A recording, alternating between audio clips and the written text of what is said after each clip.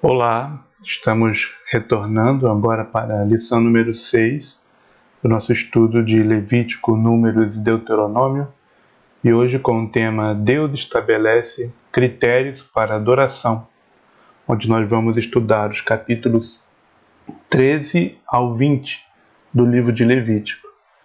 E o tema central desses capítulos é as aplicações na prática do que é a santidade que Deus está ordenando àquele povo. Então, Levítico 13 vai falar da santidade na doença, Levítico 14 da santidade na cura, Levítico 15 da santidade no corpo, Levítico 16 da santidade no perdão, Levítico 17 da santidade na vida, Levítico 18 da santidade nas relações, Levítico 19 da santidade na moral, Levítico 20 da santidade no juízo. Levítico 13, santidade na doença. Nós temos uma série de leis sobre como tratar as pessoas em Israel com uma doença contagiosa. Essas leis, elas chamam de lepra, na verdade, várias doenças diferentes. Não somente a doença que hoje nós chamamos de hanseníase, chamada de lepra, mas vários tipos de micoses, de doenças por fungos, e também de infestações de fungos, não só nos seres humanos, como também infestações de fungos em objetos e nas casas. Isso tudo está sobre um nome geral de lepra, nos capítulos 13 e 14 de Levítico. No capítulo 13, nós temos o diagnóstico, e no capítulo 14, nós temos a restauração, né? Como retornar à normalidade depois do diagnóstico. Então, havendo o diagnóstico da existência desses tipos de doenças infectantes, contaminantes, contagiosas, era necessário haver uma separação para que não fosse contaminado todo o arraial, todo o acampamento de Israel no deserto, não fosse contaminado com essa doença, não se espalhasse esta infestação. O próprio doente ele tem que tomar cuidado para não contaminar os outros, e ele próprio deve aceitar essa separação do arraial. Não é que ele seria expulso do povo de Deus, mas ele andaria em uma distância segura, né? Ele continuaria peregrinando com aquele povo, mas em uma distância segura para não contaminar os outros até que ele fosse curado. Sobre isso a gente vê que é uma aplicação do princípio geral de ética do Novo Testamento, de Mateus 7,12. Tudo que quereis que os homens vos façam, fazei-lhes também vós, porque esta é a lei e os profetas. Então, eu não quero que alguém passe doença para mim, então eu também farei de tudo para não passar a doença para os outros. Os cuidados de isolamento sanitário que evitam a propagação de doenças são cuidados por amor ao próximo. Porque eu não quero que ele passe aquilo que eu estou passando. Já que eu estou com uma doença contagiosa, não quero que ninguém a pegue. Então, eu, na verdade, uma pessoa que se isola, claro que isso é uma coisa triste, né? Você se isolar da sociedade, como era naquela época, mas a pessoa que se isola, ela o faz por amor aos outros, para que eles não se contaminem também. Ao mesmo tempo, as pessoas pedem misericórdia a Deus pela sua saúde, junto com este tratamento, com o tratamento médico disponível na época. No caso, o tratamento principal era o isolamento da pessoa naquele momento. Hoje nós temos outros tratamentos que têm um efeito melhor pela misericórdia de Deus, pela graça de Deus, mas esse tratamento com os recursos disponíveis para a doença, ele é acompanhado também da oração, né? Do pedido de misericórdia de Deus que Ele conceda a cura daquela doença. A gente vê como exemplo disso a oração de Ezequias quando ele ficou doente. Isaías 38:16. Ezequias disse: Senhor, por estas coisas se vive e em todas elas está a vida do meu espírito. Portanto, cura-me e faz-me viver. No Novo Testamento a gente continua com cuidado com os doentes, associado à oração a Deus pela cura dos doentes. E a gente lê em Tiago 5, do 14 ao 16. Está alguém entre vós doente? Chame os presbíteros da igreja e orem sobre ele, ungindo com azeite em nome do Senhor. E a oração da fé salvará o doente, e o Senhor o levantará, e se houver cometido pecados, ser-lhe-ão perdoados. Confessai as vossas culpas uns aos outros e orai uns pelos outros para que sareis. A oração feita por um justo pode muito em seus efeitos. Então, o ministério de oração pelos doentes e de visitação aos doentes, ele é amplificado no Novo Testamento. Você vê que esse doente, aqui de Tiago 5,14, ele não está frequentando a comunidade, né? Ele está na casa dele, sem poder frequentar a comunidade também, pela natureza desta doença, uma doença que o impediu de estar no meio do povo de Deus, assim como aquela doença lá do leproso de Levítico 13. Mas aí os presbíteros da igreja devem visitá-lo, né? E orar sobre ele, orar com ele pela cura dele.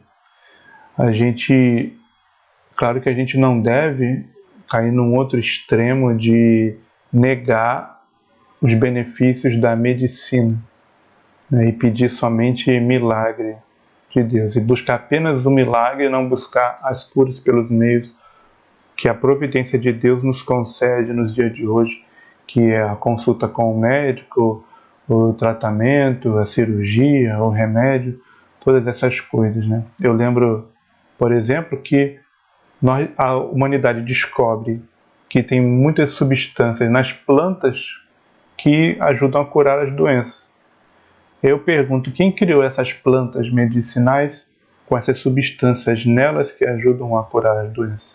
É o próprio Deus que criou essas plantas medicinais e deu à humanidade essa bênção de descobrir substâncias que ajudam ela a curar as doenças hoje. Então, as coisas andam lado a lado, né? O doente, ele é cuidado, que ele está separado da igreja. Tanto é que as pessoas têm que ir lá e visitar ele. Então, não há uma coisa de você ficar abusando da graça de Deus, ficar abusando do poder de Deus, né? Tentando a Deus, como diz lá em Mateus 4, né? A pessoa está doente, está com uma doença contagiosa e ela continua lá no meio do povo de Deus, porque Deus tem poder para que não aconteça nada, que ninguém pegue doença, né? Isso é tentar a Deus. Isso não é fé, né? Isso é tentar a Deus. Algumas pessoas argumentam contra isso, né? Contra buscar os remédios, contra buscar os médicos, que seria falta de fé. Inclusive, elas usam um texto bíblico de um rei lá de Israel que não buscou ao Senhor, mas buscou aos médicos.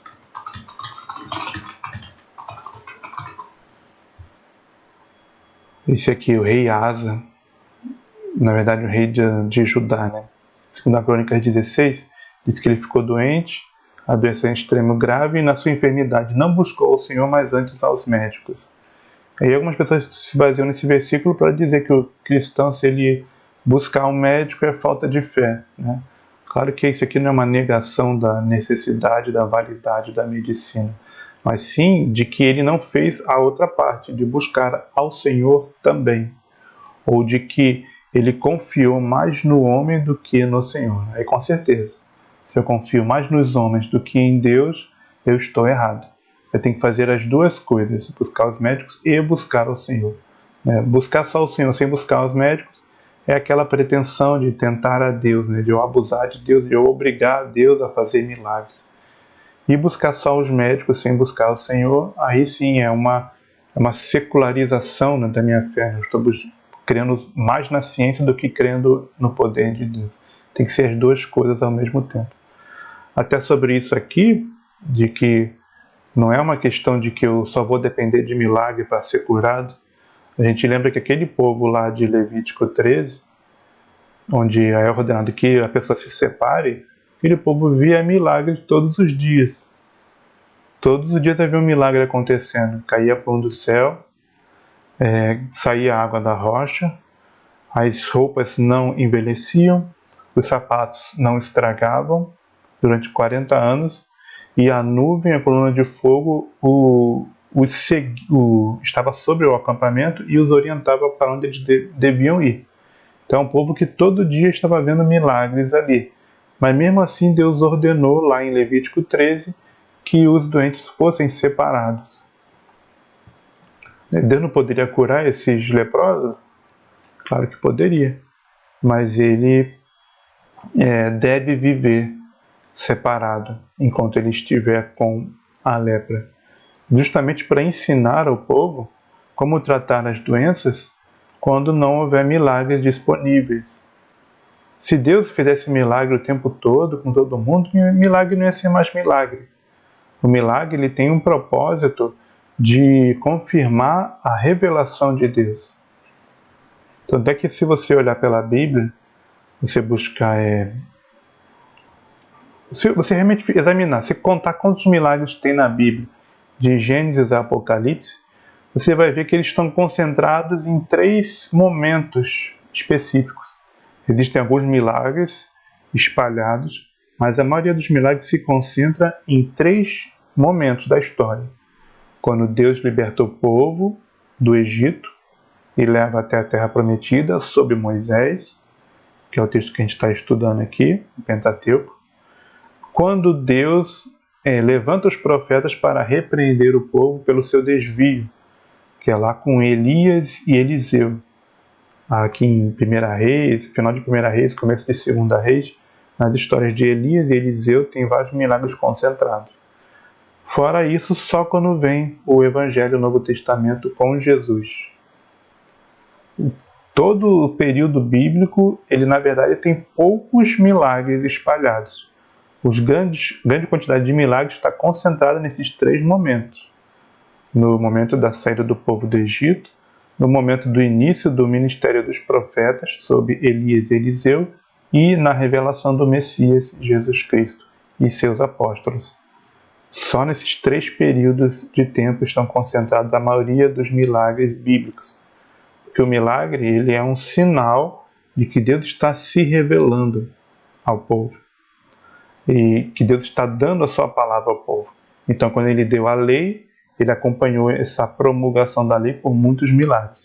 Quando ele deu os profetas, ele acompanhou essa promulgação, né, do ministério de profético por muitos milagres. E quando ele deu o Messias, ele confirmou que Jesus era o Messias por muitos milagres. Então, para confirmar que é a palavra de Deus, que é uma revelação que vem de Deus, para isso o milagre a acompanha. Aí em Marcos 16, o sentido é esse. Estes sinais seguirão os que crerem. Em meu nome expulsarão os demônios, falarão novas línguas, pegarão nas serpentes, se beberem alguma coisa mortífera, não lhes fará dano algum, e porão as mãos sobre os enfermos e os curarão. Isso aqui são sinais. São sinais da revelação da palavra de Deus pelo Messias que chegou, Jesus Cristo. E tanto ele, Jesus, fez muitos milagres e os seus apóstolos também fizeram muitos milagres para confirmar que aquela revelação vinha de Deus. De fato, no final do Evangelho de Marcos, ele diz que o sentido é esse. Aqui, tendo eles partido, pregaram por todas as partes, cooperando com eles o Senhor e confirmando a palavra com os sinais que se seguiam.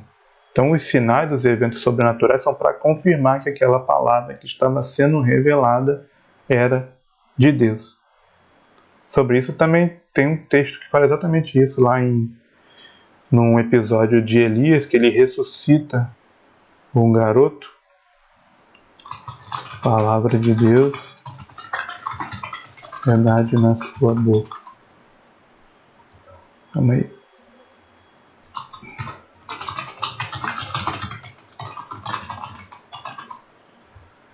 Primeira Reis 17, 24 aqui, ele ressuscitou o menino. Aí a mulher disse a Elias: nisto conheço agora que tu és homem de Deus, que a palavra de Deus na tua boca é verdade, porque ele tinha ressuscitado o filho dela, né? Elias fez o milagre de ressuscitar o filho. Então o milagre, ele tinha este objetivo de confirmar uma nova revelação de Deus. Agora aqui na inauguração do ministério profético pelos profetas Elias, que veio pelos profetas Elias e Eliseu. Também é claro que Deus pode fazer milagres hoje, curar pessoas sobrenaturalmente hoje, mas por definição um milagre é um evento sobrenatural. Se ele é sobrenatural, ele não é uma coisa assim para acontecer constantemente todo dia, né? Ele será mais raro. Ele acontecerá menos vezes, por definição do que é sobrenatural.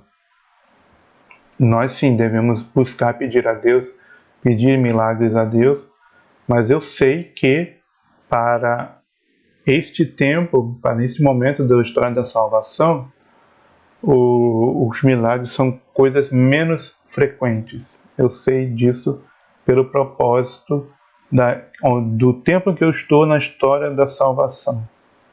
Não é o tempo de novas revelações. Não haverá novas revelações até Jesus voltar. Então também uma profusão de milhares de milagres todos os dias, dificilmente ela pode ser esperada por nós, né? Como acontecia na época de Jesus e dos apóstolos. A gente tem também uma confirmação indireta de Jesus sobre... Eu estou falando isso não para a gente não pedir milagres a Deus, mas para a gente não desprezar a medicina, o ministério, o trabalho, né? A bênção de Deus que é existirem médicos, existir medicina, existir remédios, existir tratamento. Uma coisa não contradiz a outra. Nós pedimos a Deus que cure os doentes. Se Ele quiser curar de forma natural, curará. Se quiser curar de forma sobrenatural, curará também. Mas eu não pego o sobrenatural e eu imponho para mim como uma obrigação de fé eu esperar apenas curas sobrenaturais de Deus. Como se eu esperasse uma cura natural fosse falta de fé. Até porque nosso Senhor confirmou de uma forma indireta a necessidade de médicos no mundo, a validade do trabalho do médico. Quando ele fala assim, os doentes precisam de médico. Jesus, em Mateus 9,12. Jesus, porém, ouvindo, disse-lhes: não necessitam de médico os sãos, mas sim os doentes. É claro que o assunto aqui era pecado, salvação. Justamente as pessoas mais pecadoras são as que mais precisam de Jesus, que era o médico. Mas ao falar esse ditado, nosso Senhor confirmou de que doentes precisam de médico. Ele confirmou a validade da profissão medicinal, a validade, que os dentes podem obter coisas boas dos médicos, né? Não é para eu entrar numa obrigação de estar vivendo sempre no sobrenatural, de estar sempre pedindo de Deus somente milagres, somente curas sobrenaturais, né? Mas eu não, na verdade eu demonstro mais fé ainda reconhecendo que vem de Deus uma cura providencial, mesmo que seja por meio de médicos.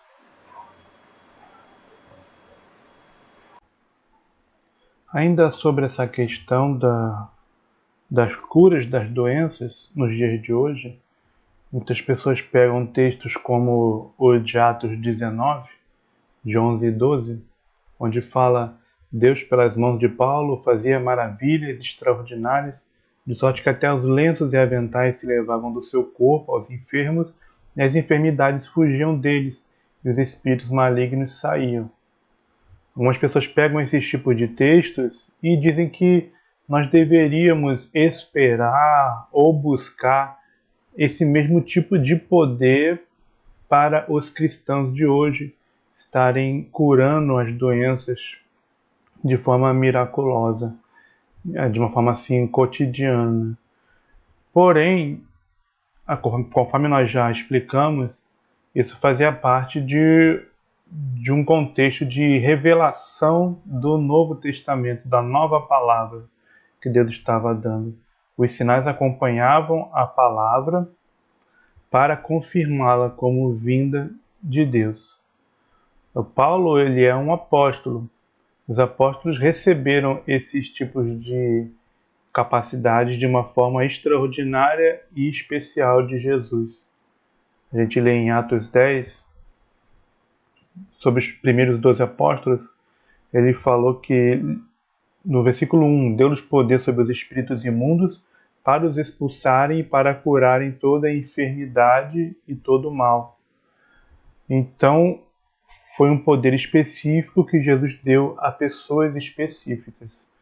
Isso não depende apenas de eles estarem cheios do Espírito Santo, como se todo mundo que for cheio do Espírito Santo vai estar fazendo milagres. Na verdade, não, né? A gente vê que essa pequena quantidade de pessoas com o poder de fazer estes milagres, de curarem todas as enfermidades e até ressuscitarem os mortos, ele continuou sendo uma coisa para muito poucas pessoas que Deus deu, mesmo a igreja cheia do Espírito Santo. Em Atos capítulo 5, a gente lê no versículo 12, muitos sinais e prodígios eram feitos entre o povo pelas mãos dos apóstolos. Certo? Se fazia muitos sinais e prodígios, mas eram pelas mãos dos apóstolos.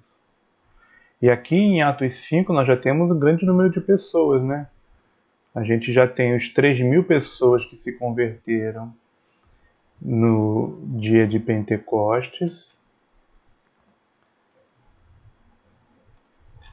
Aqui no versículo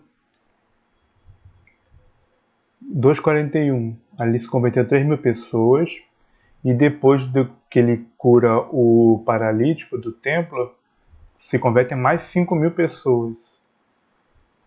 Muitos, Atos 4:4, muitos que ouviram a palavra creram, chegou o número desses homens a quase 5.000. Então já tinha 120, depois foi para 3.000, mais 3.000, né? No dia de Pentecostes, e depois da cura do paralítico, mais 5.000. E a gente vê aqui até no final do capítulo 4 que todos foram cheios do Espírito Santo. Mais um episódio ali que Deus encheu toda a igreja do Espírito Santo. Todos os 8.120 membros da igreja daquela época. Aqui, Atos 4:31. Tendo orado, moveu-se o lugar em que estavam reunidos, e todos foram cheios do Espírito Santo, e anunciavam com ousadia a palavra de Deus. Então aqui os 8.120 discípulos foram cheios do Espírito Santo. Mas, no capítulo seguinte, Atos 5:12, quem faz sinais e prodígios era somente os apóstolos. Então nunca foi uma coisa assim de todo mundo fazer milagre o tempo todo. Mesmo na época de maior fidelidade da igreja, na igreja primitiva não era assim.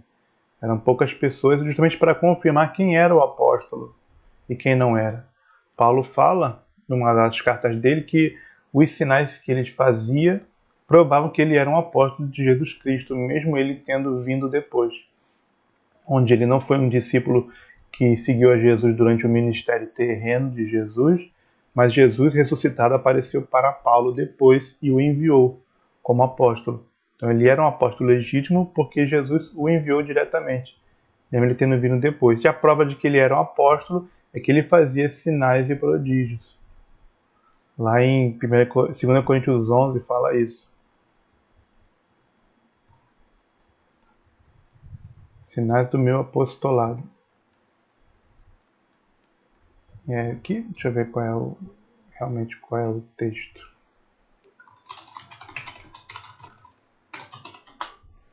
É 12. Sinais do meu apostolado foram manifestos entre vós com toda a paciência, por sinais, prodígios e maravilhas.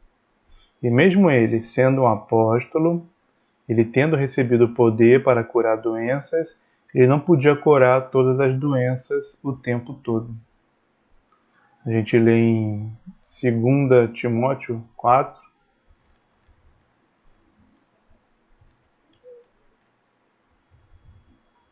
no versículo 20, deixei Trófimo doente em Mileto. Foi Paulo o apóstolo, mesmo Paulo lá de Atos 19, que você levando um lenço dele curava a doença. Mas nessa ocasião aqui, 2 Timóteo 4:20, ele deixou um amigo dele, né, o missionário Trófimo, doente.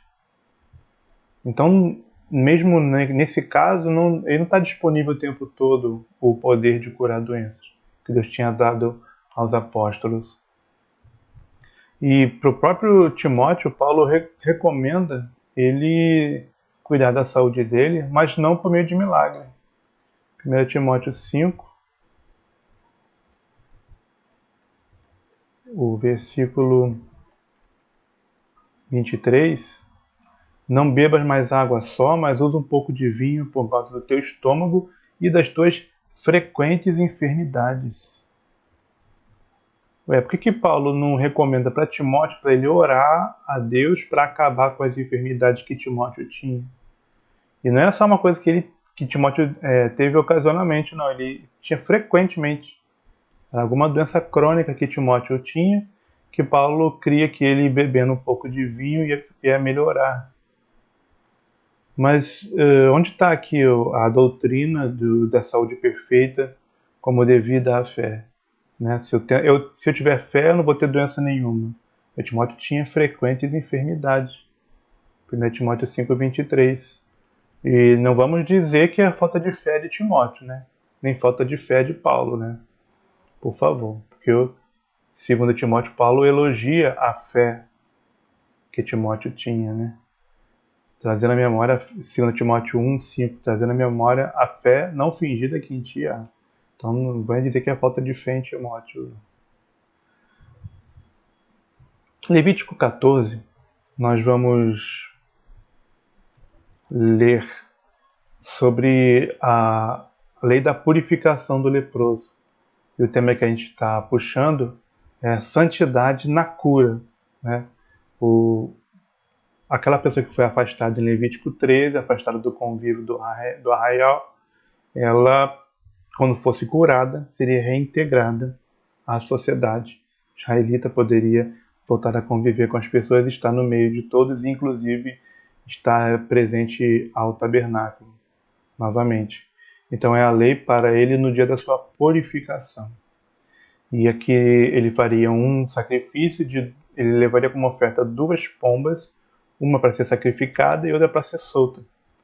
O sacrifício simbolizava a purificação e a solta simbolizava a liberdade. Ele novamente livre como aquela pomba que ele iria soltar ali junto com o sacerdote, é a liberdade que ele recebeu novamente de Deus pela cura da sua doença. Então esse ritual aqui de purificação, de reintegração, Levítico 14, o que a gente tira para os dias de hoje seria na questão da gratidão a Deus, né? Durante as curas, quando a gente for curado das nossas doenças, nós temos sempre o coração grato, reconhecendo que veio de Deus, né? Veio de Deus a cura, a sua providência, quer tenha sido de forma sobrenatural ou natural, por meio de médicos, remédios, tratamentos, mas não importa, tudo vem de Deus. A bênção da cura vem de Deus. Nós devemos ser agradecidos quando ela vier, não ser como aqueles 9 leprosos que não agradeceram a Jesus, né? Passagem conhecida de Lucas 17:12. 10 leprosos foram curados e 9 deles não agradeceram. Então nós temos que, com o rosto em terra, dar graças a Cristo como o samaritano, que aparece no versículo 16. Sempre reconhecer em Deus as curas das nossas doenças. O próprio Ezequias, que também tem um episódio semelhante, né, de uma experiência semelhante de passar por uma doença e ser curado por Deus, ele traz um exemplo aqui de gratidão sobre a cura. em Isaías 38:20. O Senhor veio salvar-me, por isso tangendo meus instrumentos, nós o louvaremos todos os dias da nossa vida, na casa do Senhor. A gente possa ter esse coração grato aqui, quando Deus curar as nossas doenças. Então nós vimos no Levítico 13, santidade na doença, Levítico 14, santidade na cura, Levítico 15, santidade no corpo. Veremos agora. Levítico 15 é uma lista de regras para higiene do corpo,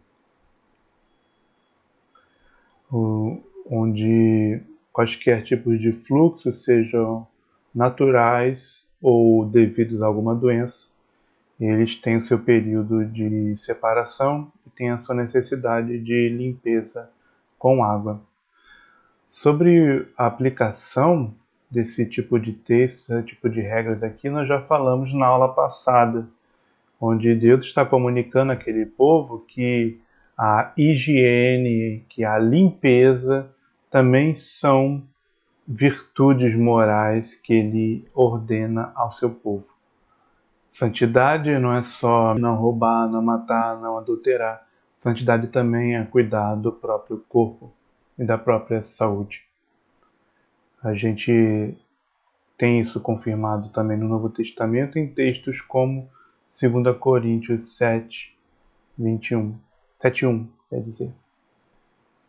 Ora, amados, pois que temos tais promessas, purifiquemo-nos de toda imundícia da carne e do espírito, aperfeiçoando a santificação no temor de Deus. Então, imundícia da carne, nós podemos incluir também as questões do cuidado com o próprio corpo, que Deus ordena que nós tenhamos. Lá em Levítico 15, no versículo 31, ele avisa que há de disciplinar aqueles que não tiverem os cuidados higiênicos aqui referidos neste capítulo.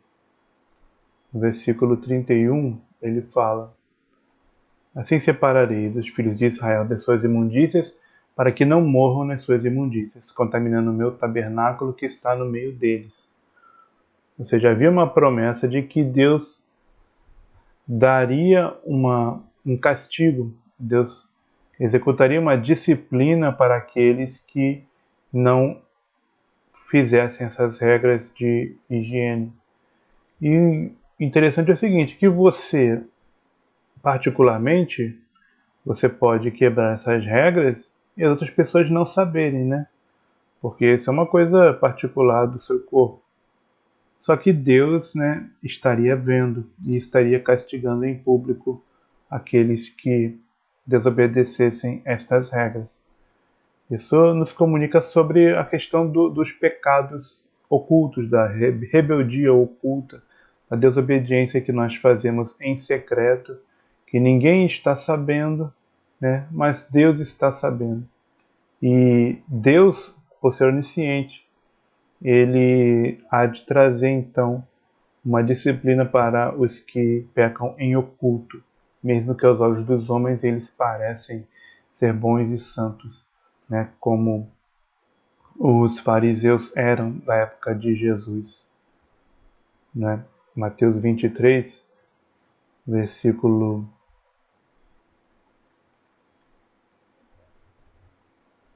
27, fala: ai de vós, escribas e fariseus hipócritas, pois que sois semelhantes aos sepulcros caiados, que por fora realmente parecem formosos, mas interiormente estão cheios de ossos de mortos e de toda imundícia. Assim também vós, exteriormente pareceis justos aos homens, mas interiormente estáis cheios de hipocrisia e de iniquidade. E essa promessa lá em Levítico 15:31, de que Deus vai castigar os pecados ocultos, ela vai para todo esse tipo, né, de religião que lustra somente o exterior, né? Lustra o exterior do copo e do prato, mas o interior cheio de rapina e de intemperança. E fica como um alerta para nós que os homens nós podemos enganar, né?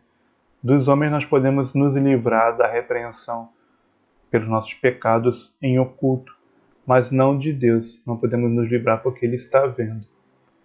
Lá em Apocalipse 2, fala de uma promessa de disciplina da mesma forma. Em Apocalipse 2, a partir do versículo 20, fala: mas algumas poucas coisas tenho contra ti, que deixas Jezabel, mulher que se diz profetiza, ensinar e enganar os meus servos para que forniquem e comam dos sacrifícios da idolatria. E dei-lhe tempo para que se arrependesse da sua fornicação, e não se arrependeu. Eis que a porei numa cama, e sobre os que adulteram com ela virá grande tribulação, se não se arrependerem de suas obras. E ferirei de morte seus filhos, e todas as igrejas saberão que eu sou aquele que sonda os rins e os corações, e darei a cada um de vós segundo as suas obras. Então, mesmo que essa mulher aqui, Jezabel, na igreja de Tiatira, ela em público tivesse um ministério admirado pelos outros, a ponto dela se dizer profetiza, e ela ser seguida naquilo que ela ensinava, em oculto ela tinha práticas de adultério com alguns dos membros daquela igreja. E Deus tinha dado tempo para ela se arrepender da sua fornicação, né, das suas práticas de imoralidade sexual, e não se arrependeu. Então, esse pecado oculto aqui, para Deus não estava oculto. E quando ele castigasse publicamente essa mulher e as pessoas que estavam adulterando com ela, seria demonstrada mais uma vez esta verdade, de que Deus é onisciente, Ele está vendo tudo o que se faz, mesmo os pecados em oculto. Todas as igrejas saberão que eu sou aquele que sonda os rins e os corações. Continuando, em Levítico do 16 ao 20, nós teremos uma sequência de leis sobre a santidade moral e civil. Deus disse ao povo: sede santos, porque eu sou santo, em Levítico 19, 2. Isso significa obedecer às suas leis. Ser santo diante de Deus é obedecer o que Ele manda.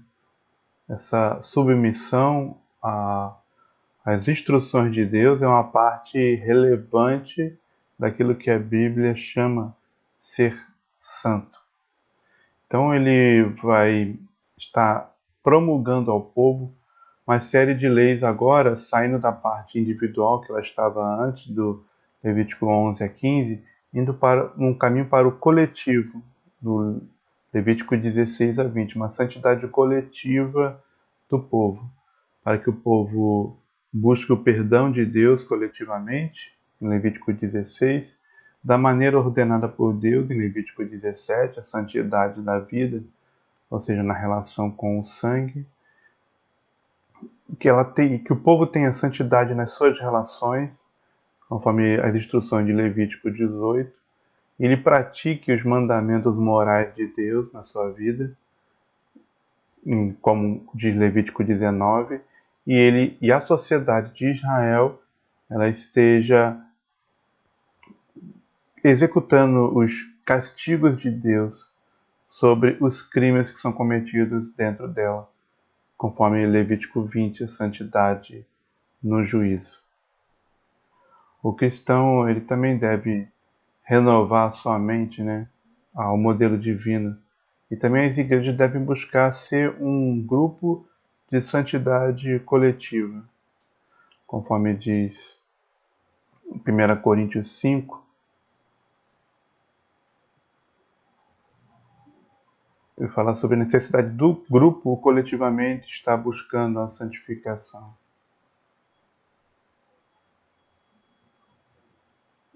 No versículo 6, não é boa a vossa jactância, não sabeis que um pouco de fermento faz levedar toda a massa?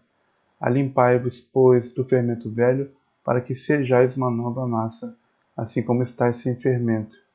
Porque Cristo, nossa Páscoa, foi sacrificado por nós. Por isso façamos a festa, não com o fermento velho, nem com o fermento da maldade e da malícia, mas com os ázimos da sinceridade e da verdade. É um texto aqui do Novo Testamento que fala sobre santidade coletiva da igreja. A igreja toda, a igreja local, seja uma nova massa sem fermento, né? Ou seja, assim como o símbolo lá da Páscoa de estar tirando o fermento das casas, esse símbolo seja aplicado no sentido de tirar o pecado da igreja, de estar se limpando do pecado coletivamente. Nós podemos, nessa sessão de Levítico, estar discernindo entre leis morais e leis civis. Principalmente aqui, quando a gente for ver Levítico 18 e 19, comparado com Levítico 20. Enquanto Levítico 18 e 19, eles falam mais das leis morais, Levítico 20 vai falar mais de leis civis. E qual a diferença entre uma lei moral e uma lei civil? Uma lei moral, ela se comunica de uma maneira mais absoluta sobre o que é certo e o que é errado. A gente vai estar vendo em Levítico 18 e 19 várias leis comunicando isto é certo ou isto é errado. Já uma lei civil de Israel, que a gente vai ver em Levítico 20, ela diz o que a nação de Israel deveria fazer quando alguém cometesse algum dos crimes relacionados nos capítulos anteriores, Levítico 18 e 19. Existe diferença, né, entre um pecado e um crime. Qual é a diferença entre pecado e crime? Pecado é tudo o que é fora da vontade de Deus. E crime é algo que também é pecado, que também é errado, mas que é tão grave que a sociedade tem que trazer alguma punição para ele. Isso é um crime. É claro que somente aqui em Israel, somente no Antigo Testamento, que a gente tem essa conjunção de fatores e que tudo que é crime também é pecado, porque foi Deus quem definiu que era crime naquela sociedade de Israel e devia ser julgado conforme as instruções de Levítico 20. Na nossa sociedade de hoje, muitas vezes, coisas que seriam crime para Deus não são crime para a sociedade. E coisas que a sociedade considera crime, Deus não considera pecado, porque são valores diferentes. Mas quando nós estamos falando aqui da teocracia que Deus estabeleceu no Antigo Testamento, tudo que é crime também é pecado. É claro que o conceito de pecado ele envolve coisas além dos crimes. Crime são coisas mais graves que Deus ordenou àquela sociedade punir. Mas pecado inclui coisas menos graves que não teria punição da sociedade. Por exemplo, os pecados mentais, os pecados de pensamento, são coisas que não poderiam ser punidas nem naquela sociedade de Israel, nem nas sociedades de hoje.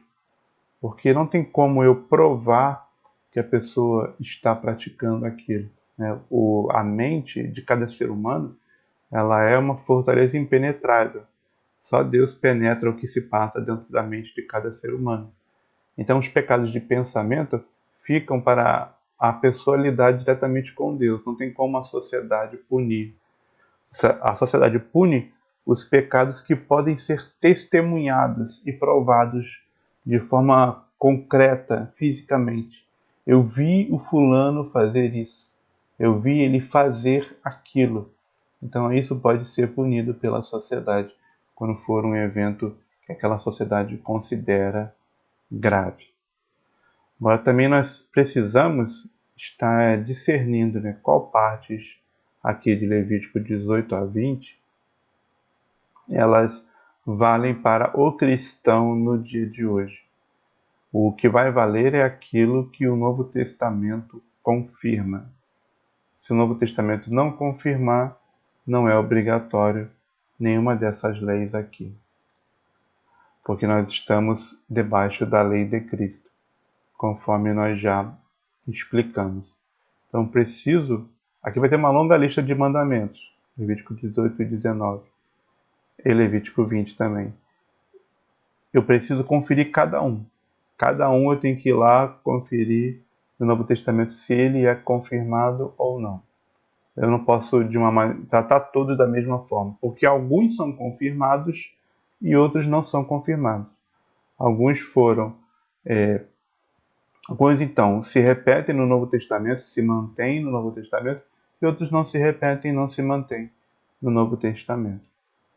Quando a gente fala de lei civil, que a gente vai ver em Levítico 20, nós falamos também de coisas que são muito específicas, que mesmo que a gente quisesse repetir nas nações de hoje, nós não conseguiríamos. Por exemplo, lá em Números 35, ele fala, versículos 6 e 7, das cidades, pois, que dareis aos levitas, haverá 6 cidades de refúgio, as quais dareis para que o homicida ali se acolha. Além destas, lhes dareis 42 cidades. Todas as cidades que dareis aos levitas serão 48 cidades, juntamente com os seus arrabaldes. Então, dentro do território de Israel haveria cidades somente para os levitas, e algumas destas cidades seriam para servir de cidade de refúgio, onde a pessoa que mata alguém sem querer se acolhe ali para não ser punido. Se ele afirmar que foi involuntário, foi uma morte culposa, que a gente chama hoje de homicídio culposo, né, para ele não receber pena de morte pelo homicídio. Agora, esse número aqui, 42 cidades para os levitas, é impossível, né, a gente pegar isso aqui, mesmo que eu queira fazer uma sociedade igualzinha de Israel, não vou poder repetir essa instrução aqui de Números 35, 6 a 7, 42 cidades, porque isso variaria de acordo com o tamanho da nação, se eu fosse criar cidades para o clero naquela nação. E também a quantidade de cidades de refúgio também variaria de acordo com o tamanho do país, tamanho do território, tamanho da população. Então, quando fala de uma lei civil, que são as que a gente vai ver em Levítico 20, são leis que regulam detalhadamente como funcionaria aquela sociedade. Esse tipo de lei a gente não pode, nem se tentasse, nós não conseguiríamos repetir literalmente nas sociedades de hoje. A gente, no Novo Testamento, na verdade, em termos de instruções para como se organizar uma sociedade, ele fala bem pouco, ele fala de uma forma muito geral. Ele fala de que tem que existir um governante, esse governante tem que ser sustentado por impostos, e em tudo que ele faz legítimo e justo, o cristão, por bom testemunho, deve se submeter. Né? Por exemplo, 1 Timóteo 2,2, falando aí sobre como o cristão deve viver no meio das nações dos gentios. Ele deve orar pelos governantes, por todos que estão em eminência, para que tenhamos, por aquilo que o governo deles promove, uma vida quieta e sossegada em toda piedade e honestidade. Então, o Novo Testamento ele não dá detalhamento de como deve funcionar as nações. Ele fala de forma geral para nós intercedermos pelos governantes para que eles promovam o bem do seu povo. Eles promovam para o seu povo uma vida quieta e sossegada em toda piedade e honestidade. A gente não tem nem como encaixar uma uniformização das instruções de como funciona uma nação no Novo Testamento, porque ao invés de ser chamada a igreja no Novo Testamento para criar uma nação específica, ela é chamada para pregar o evangelho a todas as nações. Conforme a gente lê em Apocalipse 7, o resultado do ministério da igreja na pregação do evangelho será a salvação de uma grande multidão que ninguém pode contar, de todas as nações, tribos, povos e línguas. Apocalipse 7, 9. Esse texto belíssimo de Apocalipse, ele nos informa que não há uniformidade no Novo Testamento. No Velho Testamento, eu ia criar uma nação totalmente regulada por Deus, para ela ser, em todos os detalhes, funcionar da maneira como Deus quer, inclusive na sua organização política, sua organização geográfica, sua organização social, as instituições, os cargos, tudo aquilo foi determinado detalhadamente por Deus no Antigo Testamento para a nação de Israel. Mas quando chega aqui, o final do Novo Testamento, mostrando aqui o fruto da salvação, a colheita de uma grande multidão que ninguém pode contar, a diversidade permanece. O Evangelho chegou em todas as nações e elas continuam podendo ser distinguidas. Nações diferentes, tribos diferentes, povos diferentes, línguas diferentes. O Evangelho ele é um chamado para a salvação, relacionando mais com os indivíduos. E os indivíduos permanecem mantendo a sua diferenciação cultural em todas as nações que eles forem salvos. Então, a gente pensar que todas as nações de todos os tempos, qual é o tamanho da variedade de sistemas políticos, de sistemas econômicos, de sistemas sociais, de organizações sociais que a gente vai ter aqui de pessoas salvas. Todas as nações de todos os tempos, todas as tribos de todos os tempos. Uma grande multidão que ninguém pode contar será salva deles. E aqui tem todo tipo. Não foi a organização social que uniformizou aquele povo para ele ser salvo. Ele foi salvo independente da sua organização social, independente do sistema político da sua nação, independente do sistema econômico da sua nação, independente da estrutura social da sua nação. Elas vão manter esta diversidade. O Evangelho ele se espalha pelo mundo todo e mantém a riqueza, as diferenças culturais entre os povos. Ele os aproxima nos valores morais, que os cristãos do mundo inteiro eles vão ter valores morais semelhantes. São os valores morais do Novo Testamento. Mas a organização social de onde eles vieram, todas as nações de todos os tempos, infinita. É infinita a variedade. E aqui nesse versículo de Apocalipse 7:9, inclusive, ele acaba, acaba com as pretensões de criar um sistema econômico, um sistema político mais santo que os outros, mais agradável a Deus que os outros. Isso era coisa do Velho Testamento, da organização social específica do Velho Testamento. Eu não posso pegar um sistema político hoje dos gentios no cristianismo e dizer que ele é superior aos outros sistemas políticos, ou que agrada a Deus a mais do que os outros sistemas políticos ou sistemas econômicos. Porque o foco não é esse. O foco não é criar uma nação uniforme, mas salvar pessoas de todas as nações.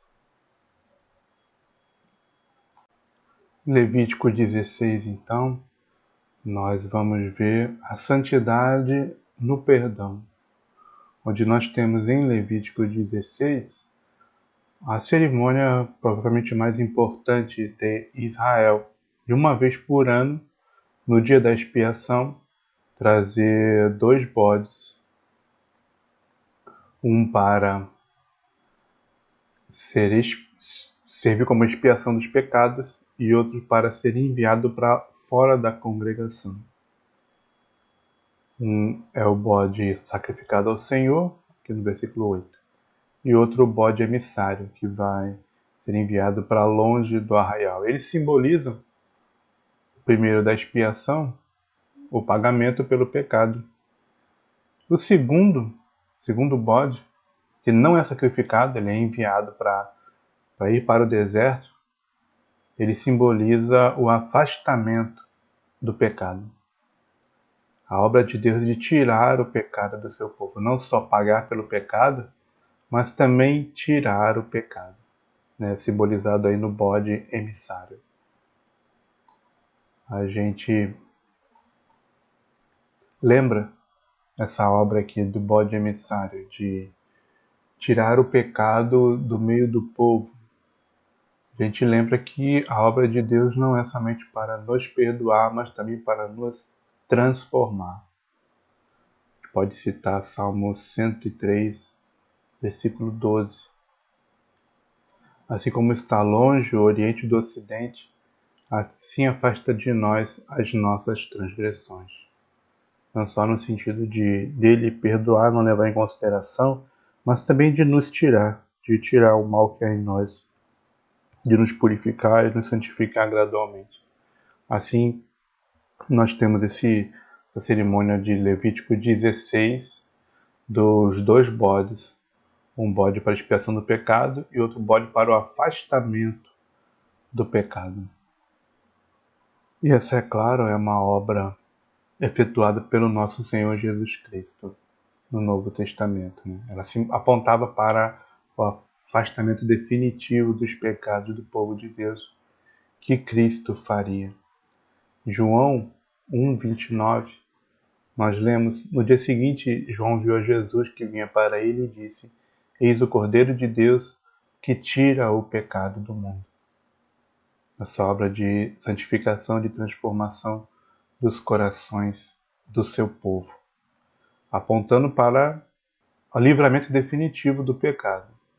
Nós sabemos que isso aqui, essa obra de Jesus Cristo, tirar o pecado de nós, ela é gradual, mas ela aponta para o dia em que ela será perfeita, quando nós vamos estar irrepreensíveis diante dele. 1 João 3,2 fala: amados, agora somos filhos de Deus e ainda não é manifestado o que havemos de ser. Mas sabemos que quando ele se manifestar, Jesus Cristo, seremos semelhantes a ele, porque assim como ele é, o veremos. Então, nós já somos adotados como filhos de Deus, mas ainda havemos de ser outro tipo de ser, um outro tipo de pessoa totalmente sem pecado. Ainda não é manifestado nesse momento, mas será manifestado quando nós teremos uma natureza semelhante à natureza de Cristo. Quando ele se manifestar, seremos semelhantes a ele. Sem pecado. Um dia seremos sem pecado como ele é. Essa obra de ele começar a tirar os pecados, um dia ela terá terminado. Nós não teremos nenhum pecado diante dele. E nem sentiremos mais vontade de pecar. Para a glória de Deus. Será assim para todos que chegarem à salvação por meio de Jesus Cristo. Levítico 17, santidade da vida. A gente vai ver que Deus ordena uma certa solenidade no tratamento com o sangue, seja o sangue de qualquer pessoa, de ser humano, de animal. Esse elemento ali na vida daquele povo seria tratado com uma certa solenidade, um certo respeito. Por quê? A gente lê o seguinte, Levítico 17, versículo 11.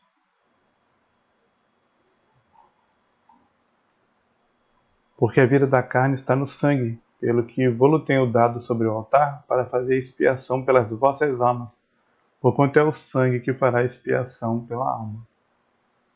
Deus quis escolher que o sangue seja o meio de pagamento pelos pecados, pelo fato da vida da carne estar no sangue. Dele ser um elemento vital para a manutenção da vida em todo o corpo, seja de homem ou seja de animais. Então Deus santificou esse elemento, Deus escolheu que seria desta forma, como uma moeda espiritual para pagar pelos pecados. E dado que Deus fez esta escolha na sua soberania, no seu plano, de pagar pelos pecados desta forma, então esse elemento que Deus santificou seria tratado com um certo respeito pelo povo de Deus, para comunicar o que seria feito por meio deste elemento, do sangue. Ele, por ter sido santificado por Deus no seu plano da salvação, o povo de Deus há de tratar com certo respeito o sangue. E assim, esse respeito ele é tão forte que ele passa também para o Novo Testamento, na proibição de comer sangue, mesmo ao se alimentar de algum animal. Devemos evitar então comer sangue. Isso foi repetido lá no Concílio de Jerusalém, Atos 15, onde estava se decidindo se os cristãos gentios deveriam ser ensinados a ou guardar a lei de Moisés ou não. Foi decidido que essa parte do não comer sangue seria mantida. Claro que tem uma questão de conseguir manter comunhão entre cristãos de origem gentílica e cristãos de origem judaica. Mas a questão do Deus ter santificado esse elemento, ela deve ser lembrada. Ela permanece necessitando ser lembrada por nós no Novo Testamento. Esse é um dos motivos para essa questão permanecer. Quanto a todas as outras, né, o mandamento de guardar toda a lei de Moisés, isso aí foi revogado, foi cancelado pelos apóstolos, uma necessidade de que o cristão gentil guardasse toda a lei de Moisés. No versículo 29, ele fala que se abstenham coisas sacrificadas aos ídolos, do sangue, da carne sufocada e da fornicação. A reclamação era que alguns judeus tinham entrado para o meio dos gentios, os judeus cristãos, dizendo que os gentios também tinham que guardar toda a lei de Moisés. Atos 15, 24, transtornaram vossas almas, dizendo que deveis circuncidar-vos e guardar a lei. Mas eles, os apóstolos, que estavam reunidos em Atos 15, responderam, não lhes tendo nós dado mandamento. Ou seja, eles não mandaram os gentios guardarem a lei. Apenas em 4 assuntos que eles consideraram importantes. Na verdade, ele disse, pareceu bem a nós e ao Espírito Santo. Né? Eles creem que Deus os orientou a manter esses 4 assuntos. Então, só para entender, a questão, quando ele fala assim, não vou impor para o gentio encargo algum, senão essas coisas necessárias. Não é que a única coisa que o gentio tem que fazer são somente essas 4 coisas. Deus só quer que ele se abstenha de coisas sacrificadas aos ídolos, do sangue, carne sufocada e fornicação.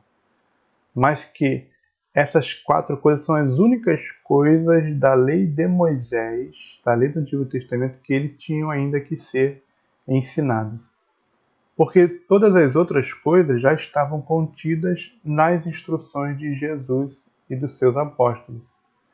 Você vê que ele fala que nós não demos mandamento para eles guardarem a lei. Ou seja, o grupo dos apóstolos, que era o filtro daquela parte do Antigo Testamento que o gentio tem que guardar ou não. Então, onde é que estão os outros mandamentos? Se é só esses 4 mandamentos dos gentios, né? Onde estão os outros mandamentos de não honrar pai e mãe, não matar, não adulterar, não roubar? Onde eles estão? Estão nas instruções de Jesus e dos seus apóstolos, que são suficientes para todas as coisas da vida. E além delas, eles devem guardar também somente essas 4 coisas da lei de Moisés. Então, e repete aqui, questão do sangue, em Atos 15, 29. Então, essa restrição alimentar, ela é mantida. Nós lemos lá quando a gente estudou Levítico 11, que a questão da carne, do qual tipo de animal se alimentar, ela não é mantida no Novo Testamento. Mas a questão de não comer sangue é mantido sim, é um mandamento do Novo Testamento para todas as eras, conforme aqui a instrução de Atos 15. Essa restrição de não comer sangue, ela tenta dar uma memória. Ela tenta nos fazer lembrar da santidade deste elemento. Não porque ele em si seria santo, mas porque Deus o santificou ao usá-lo.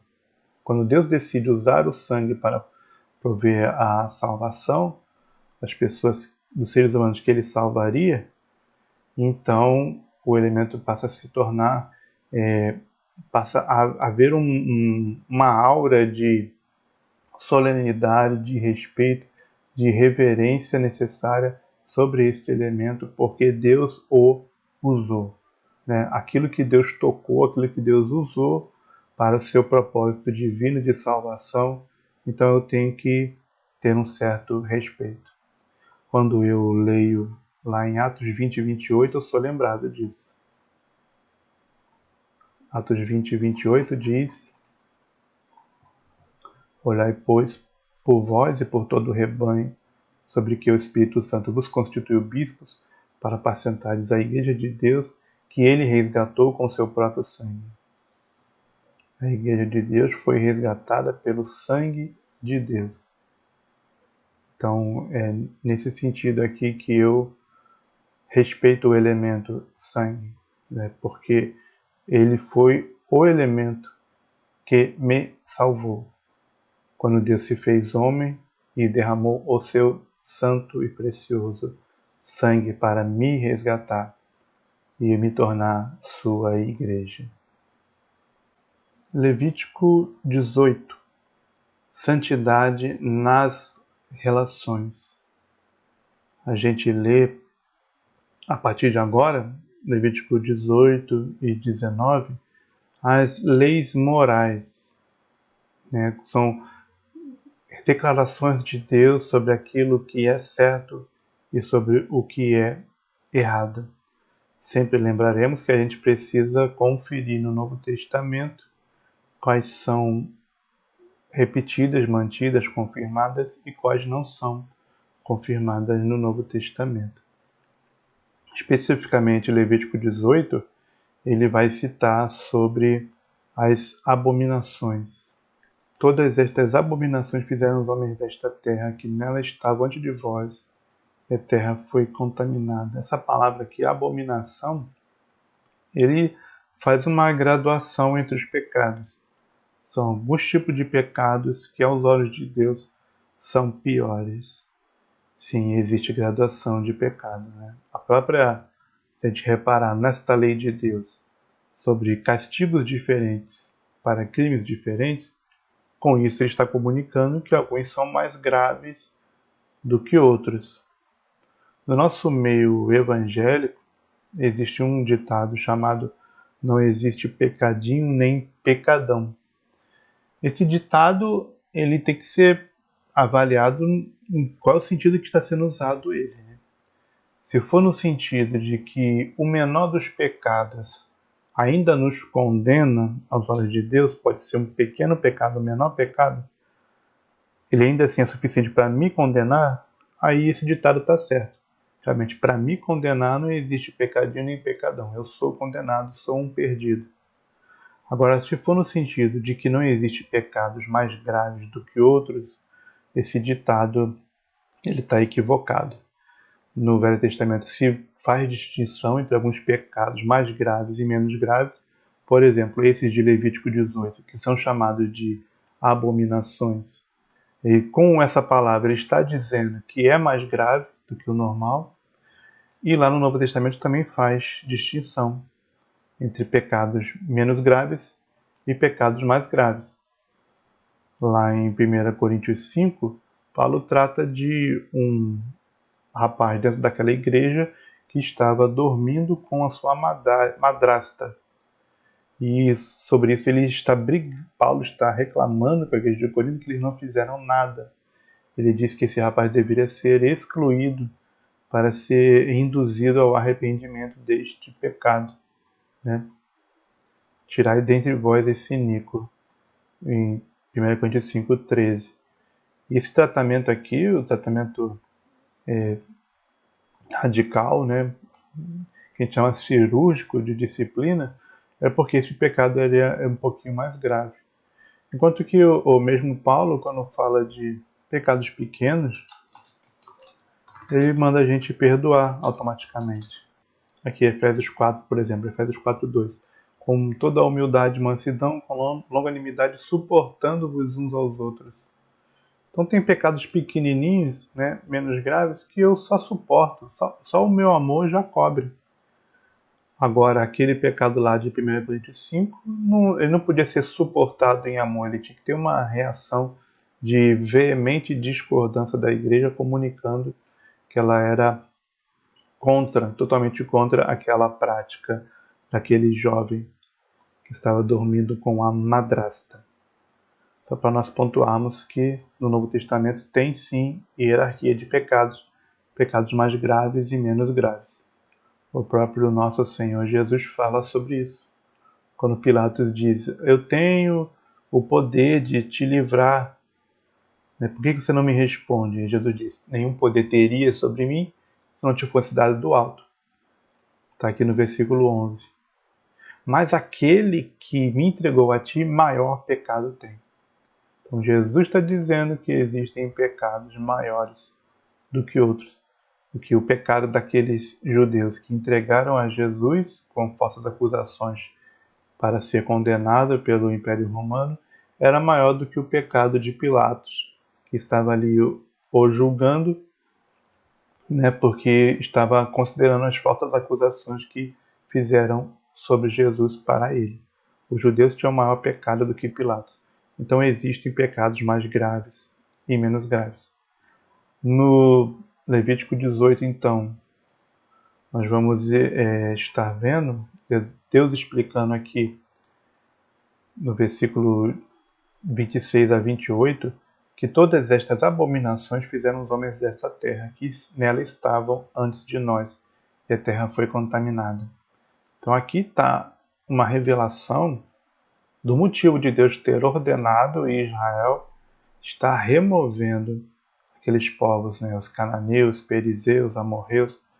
Deus ordena que o exército de Israel chegue ali realmente destruindo todas as cidades e destruindo aqueles povos, porque eles irritaram a Deus a tal ponto que a terra estava vomitando eles.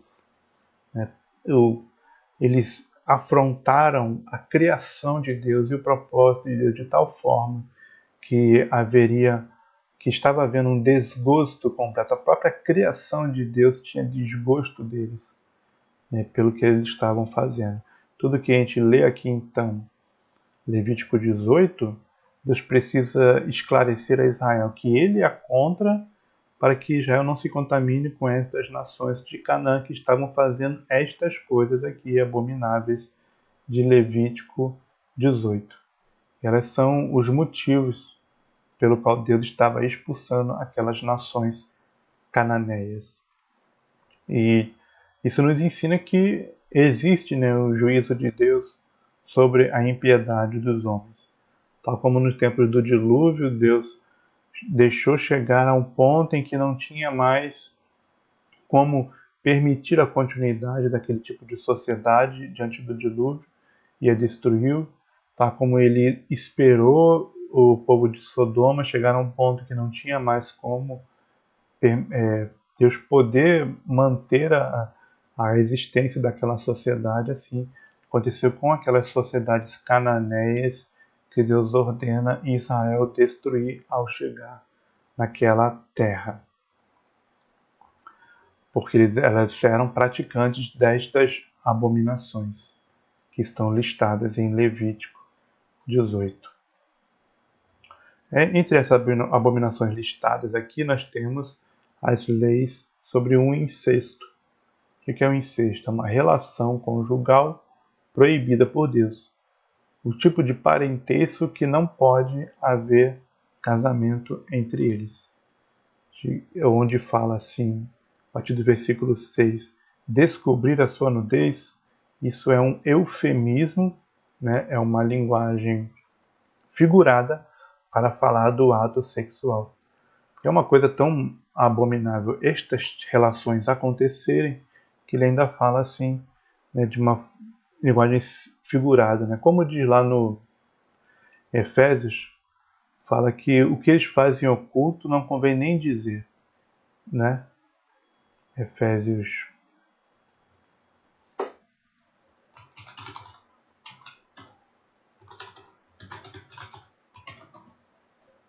Efésios 5,12 fala que eles fazem oculto, até dizê-lo é torpe. Então, por isso, porque dizer é torpe, a gente tem essa linguagem aqui em Levítico 18, que ao invés de falar do ato sexual, ele fala descobrir a nudez, como um eufemismo, como uma figura desses atos que para Deus, nestas relações alistadas aqui em Levítico 18, são abomináveis. Então, a partir daí ele fala que não pode acontecer nem relação, e muito menos casamento, entre um homem com alguma parenta da sua carne, nem com o pai, nem com a mãe, nem com a mulher do pai, a madrasta, que a gente viu lá acontecendo lá em 1 Coríntios 5, nem a irmã, nem se for meia-irmã, filha do teu pai ou filha da tua mãe. Até um parênteses eu faço aqui, porque a gente tem visto essa abominação aqui de casamento entre meios irmãos como uma coisa assim, menos grave, né? Menos errada. A gente tem novelas que falam sobre isso aqui, sobre essa abominação aqui do meio-irmão, né? Essa é uma coisa que causa desgosto aos olhos de Deus. Nós também deveríamos ter o nosso desgosto. O neto, a neta, também não. Relação entre avós e netos, abominação. Entre tio, sobrinho, irmã de teu pai, irmã de tua mãe. Ou seja, tios e sobrinhos também não pode acontecer, o tio e a sobrinha, e a tia e o sobrinho não pode acontecer. Não pode acontecer também nem a mulher do tio. O irmão de teu pai não descobrirás, não chegará da tua mulher. Mesmo aqui, sendo a pessoa de outra família, né? Porque ela se casou com seu tio. Ainda assim, aqui na palavra de Deus, Levítico 18, seria uma abominação se isso acontecesse. E pode se perguntar, mas se o tio morresse, né, e aquela mulher com quem ele casou não estaria livre para o sobrinho, porque ele não é parente direto? Não, mesmo se ele morresse. A abominação permanece, mesmo que o outro faleça, né? A pessoa que criou o parentesco pelo casamento, ela faleça. Nudez da tua nora, não poderia. Cunhada, mulher de teu irmão, não poderia. Claro que todos eles têm a contrapartida, né, do outro sexo, né? Nora, genro, cunhada, claro que está incluído aqui, está implícito. Mulher e sua filha, ou seja, se ele casasse com duas esposas, não poderia ser mulher e filha, né? Nem mulher e neta, não poderia se casar com duas mulheres, sendo uma a avó e a outra a neta dela. Não poderia ser duas irmãs também. Se tivesse duas esposas, não poderiam ser duas irmãs. Interessante aqui, que isso aqui, por exemplo, é uma coisa que aconteceu lá em Gênesis. Jacó casou com duas irmãs. Até te desculpa um pouco Jacó, porque não foi o que ele planejou, né? Foi enganado por Labão. Mas a gente vê no livro de Gênesis acontecendo algumas dessas coisas aqui, até algumas dessas abominações listadas em Levítico 18, mesmo entre o povo de Deus, né? Antes da lei ser revelada, você vê o descontrole, você vê um certo desregramento. Deus precisa revelar a lei dele para que as coisas sejam acertadas. Então, o livro de Gênesis tem vários eventos que você mostra eles descumprindo as leis que foram reveladas depois sobre Moisés. Até para ilustrar o que acontece quando a gente deixa o pecado correr solto. Se eu deixar a humanidade sem rédeas, se eu deixar a humanidade sem lei, vai ser isso aqui. Ele vai usar a criatividade dela, a humanidade vai usar a sua criatividade para criar abominações aos olhos de Deus. Continuando no versículo 10. A proibição da relação durante a menstruação, não pode. E a relação com uma mulher que é casada, a mulher do teu próximo. Também não pode, claro que o contrário também. A mulher se relacionar com um homem que não é esposo dela também não pode. Abominação de sacrificar os filhos, passar pelo fogo a Moloque. Abominação do relação homossexual. Homem não te deitarás como se fosse mulher. Abominação é também incluída aqui na lista das abominações. Abominação da zoofilia. É um ser humano com um animal. Versículo 24. Com nenhuma destas coisas vos contamineis, porque com todas estas coisas se contaminaram as nações que eu expulso diante de vós. Sobre essas leis, então, de abominação, todas elas, a maioria delas aqui, Levítico 18, se referindo à imoralidade sexual, eu preciso me perguntar, elas são confirmadas no Novo Testamento? São. Mas aonde elas estão confirmadas? Elas estão naquele texto lá de Atos 15. Elas estão implícitas aqui. Atos 15, 29, ele falou da lei de Moisés que eles tinham que aprender, somente essas 4 coisas. Coisas sacrificadas aos ídolos, se abster do sangue, se abster da carne sufocada e se abster da fornicação. Essa palavra fornicação, no grego porneia, se refere à imoralidade sexual em geral. Todo tipo de imoralidade está incluído aqui. Tudo que for imoral no assunto da sexualidade está incluído aqui em fornicação, que no grego é porneia. Então, naquele concílio de Atos 15, ele diz que os gentios que creem em Jesus Cristo devem ser ensinados da lei de Moisés, o que ela proíbe sobre fornicação, para que eles não pratiquem. E lembra que nós falamos, o que o concílio decidiu é: os gentios serão instruídos pelos apóstolos. Tudo que os apóstolos ensinarem, baseado nos ensinos de Jesus, será a lei do Novo Testamento. Porque esta lei de Cristo, essa doutrina dos apóstolos, ela contém tudo que eles precisam. Mas além dela, tem esses 4 assuntos aqui que eles deveriam aprender na lei de Moisés. E quando fala de fornicação e imoralidade sexual, nós temos em vista especificamente textos da lei de Moisés, como esse texto que nós estamos estudando, de Levítico 18. Porque esta lista aqui, não pode casar com o pai, não pode casar com a mãe, não pode casar com a irmã, não pode casar com a meia-irmã, não pode casar com o tio. Essa lista, ela não é repetida no Novo Testamento.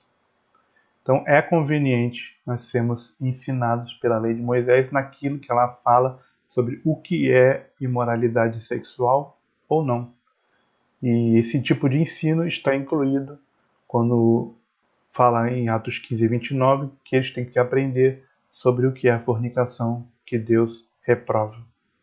A gente então tem como válido permanentemente essa lista aqui de Levítico 18 e quaisquer outros textos da lei de Moisés que falem sobre o que é imoralidade sexual, que está lá na palavra porneia de Atos 15, 29. Está incluído, está implícito dentro daquela palavra. Que nós então precisamos ter sobre esses assuntos aqui de Levítico 18 a mesma opinião de Deus, de considerar uma abominação, um tipo de pecado que deve ser reprovado por nós. Não só nós não fazemos, mas nós também não concordamos de forma alguma com esses pecados. Levítico 19, santidade na moral. Ou seja, o capítulo que a gente vai ver em Levítico 19 é um capítulo com diversas regras morais de comportamento. Ele é bem múltiplo. Ele não se foca em um assunto só, não. Ele fala de vários assuntos no mesmo capítulo, em versículos curtos, né, em sentenças curtas, falando de diversos assuntos morais sobre o certo e o errado para com Israel. Conforme nós estamos encaminhando essa questão da lei do Antigo Testamento, nós precisamos conferir no Novo Testamento cada uma dessas leis. Então, sendo um capítulo com muitos assuntos, para eu aplicar a vida cristã hoje, eu tenho que olhar um por um, tenho que ver se no Novo Testamento repete ou não o assunto. Na verdade, uma lei do Antigo Testamento, ela tem 3 maneiras dela ser tratada pelo Novo Testamento. Ou ela é confirmada, o Novo Testamento a repete, explícita ou implicitamente, ou ela é revogada, o Novo Testamento a substitui com outro tipo de instrução naquela área, e aí então ela não deve ser cumprida mais, ou ela é omissa. O que é omissa? É um assunto que fala aqui na lei do Antigo Testamento, mas não fala em nenhum lugar das instruções do Novo Testamento. Se ela for omissa, então fica a critério do cristão ele decidir fazer ou não. Não é obrigatório. Se ela foi confirmada no Novo Testamento, ela é obrigatória. Se ela foi revogada, ela não é para ser cumprida no Novo Testamento. E se ela foi omissa, se o Novo Testamento não fala do assunto, o cristão ele tem a liberdade de decidir seguir essa lei ou não. A gente, como são muitos assuntos aqui em Levítico 19, por questão de tempo, eu vou tirar somente 3 para exemplificar justamente essas 3 maneiras do Novo Testamento tratar o assunto da lei. Um mandamento aqui de Levítico 19 que o Novo Testamento confirma, um que o Novo Testamento revoga e um terceiro que o Novo Testamento se omite, sobre o qual o Novo Testamento não fala. Então, para exemplificar, aqui em Levítico 19, o versículo 4, não vos virareis para os ídolos, nem vos fareis deuses de fundição. Eu sou o Senhor vosso Deus. Esse mandamento de não se voltar para os ídolos e não fazer deuses de fundição, ou seja, de metal, de bronze, de prata, de ouro, estátuas para adoração representando deuses, esse mandamento é confirmado no Novo Testamento. Textos que falam sobre isso, por exemplo, 1 João 5,21. 1 João 5,21 fala: filhinhos, guardai-vos dos ídolos. Confirma então o Levítico 19,4 de não nos voltarmos para os ídolos. 1 Coríntios 10, de 19 a 21, fala: o ídolo é alguma coisa, o sacrificado ao ídolo é alguma coisa, mas as coisas que os gentios sacrificam aos demônios e não a Deus, e não quero que sejais participantes com os demônios. Não podeis beber o cálice do Senhor e o cálice dos demônios, não podeis ser participantes da mesa do Senhor e da mesa dos demônios. Então ele diz que toda a idolatria, toda a adoração de estátuas, de deuses, das falsas religiões, é na verdade uma adoração a demônios, né? Porque os demônios é que promovem as falsas religiões. E aqui então 1 Coríntios 10, do 19 a 21, confirma no Novo Testamento a proibição de adoração a ídolos. Lá em Apocalipse 9 também fala sobre esse assunto. Apocalipse 9, 20.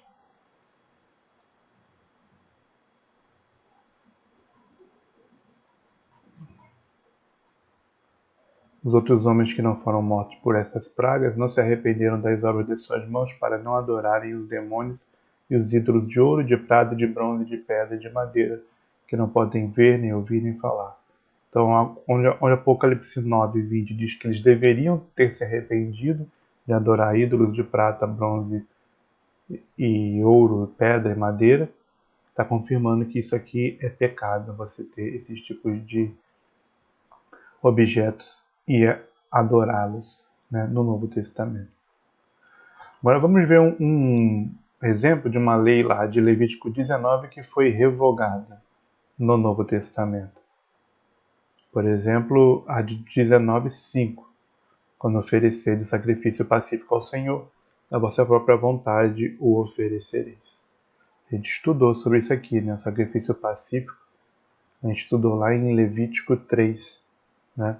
onde um animal é sacrificado como uma forma de culto a Deus, celebrando a comunhão com Deus.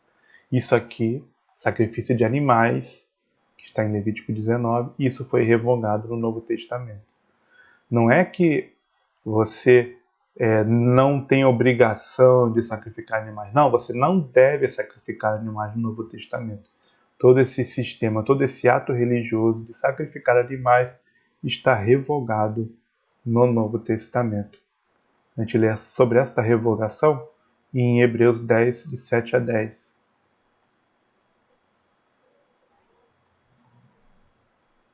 Então disse: Eis aqui venho, no princípio do livro está escrito de mim. Não pode ter começado 5. Por isso, entrando no mundo, diz: Sacrifício e oferta não quiseste, mas corpo me preparaste. Holocaustos e oblações pelo pecado não te agradaram. Então disse: Eis aqui venho, no princípio do livro está escrito de mim, para fazer a Deus a tua vontade. Como acima diz: Sacrifício e oferta, holocaustos e oblações pelo pecado não quiseste, nem te agradaram, os quais se oferecem segundo a lei. Então disse: Eis aqui venho para fazer a Deus a tua vontade. Tira o primeiro para estabelecer o segundo, na qual vontade temos sido santificados pela oblação do corpo de Jesus Cristo feita uma vez. Então aqui em Hebreus 10, do 5 ao 10, confirma, o fim deste sistema. Quando Cristo vem, quando uma citação aqui do Salmo 40 está se referindo à encarnação de Cristo para ele próprio ser o sacrifício, ele faz o sacrifício dele uma vez, um sacrifício que vale por todos. A oblação, ou seja, a oferta, o oferecimento do corpo de Jesus Cristo foi feita uma só vez. Nessa vontade de Deus, revelada no Novo Testamento, nós já fomos santificados pela oferta de Cristo. É ela que nos torna agradáveis a Deus. E assim ele diz, no versículo 9, Hebreus 10, 9, tira o primeiro para estabelecer o segundo. Então, ele tira todo esse sistema aqui do Primeiro Testamento, que ele chama de Velho Testamento, Antigo Testamento. Ele tirou, acabou. Não foi uma coisa suficiente, era somente um símbolo. Sacrifícios de animais, eles eram símbolos do verdadeiro sacrifício que viria uma vez por Jesus Cristo. Então, aqui é um exemplo de um texto da lei de Levítico 19, das regras lá morais de Levítico 19, que está revogado no Novo Testamento. Agora, a terceira categoria, que não é nem o confirmado, nem o revogado, que é o mandamento omisso, um assunto sobre o qual o Novo Testamento não fala. A gente pode pensar aqui em Levítico 19, por exemplo, no versículo 28, fala assim: não fareis marca alguma sobre vós. Esse versículo de Levítico 19, 28, ele é citado nas argumentações, nas discussões éticas entre os cristãos, discussões morais, se o cristão poderia ou não poderia fazer tatuagens. Então, aqueles que argumentam dizendo que ele não poderia fazer tatuagens, citam Levítico 19, 28, e diz que isso aqui, fazer marca, incluiria tatuagens. Sem entrar na discussão se essa marca aqui ela inclui tatuagem ou não, a gente precisa perguntar se o Novo Testamento repete esta instrução. Então, essa instrução aqui sobre não fazer marca no corpo, ela não é repetida no Novo Testamento. Não tem lugar nenhum de Mateus Apocalipse nas Escrituras que faz referência a ela, nem explícita, nem implícita. Diferente daquela que a gente viu em Levítico 18, onde tem a referência geral sobre fornicação em Atos 15 e 29, fornicação que é instruída pela lei de Moisés. Então, pega todas as instruções sobre pecado sexual na lei de Moisés. Ok. Ela foi citada implicitamente em Atos 15 e 29. Agora, aqui sobre proibição de fazer marca no corpo, não se fala sobre isso no Novo Testamento. Então, é o tipo de mandamento, entre vários que tem aqui no Velho Testamento, que o cristão ele é livre para obedecer ou não. E se ele fizer uma marca, ele não vai estar pecando contra este mandamento necessariamente. porque este mandamento não foi repetido no Novo Testamento, então ele não está debaixo desta obrigação.